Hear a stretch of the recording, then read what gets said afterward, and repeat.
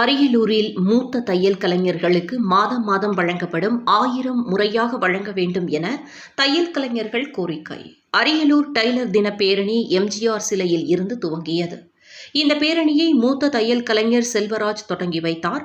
மேலும் நலவாரியத்தின் மூலம் தையல் கலைஞர்கள் குடும்பத்தினருக்கு இழப்பீடுகளை உடனடியாக வழங்க வேண்டும், ஆயத்த ஆடைகள் தைப்பவர்கள் குறிப்பிட்ட தொகையை தையல் கலைஞர்கள் நலவாரியத்தில் செலுத்த வேண்டும், இதன் மூலம் பொருளாதாரம் உயரும் என உள்ளிட்ட பல்வேறு கோரிக்கைகள் வலியுறுத்தி பேரணி சென்றனர்.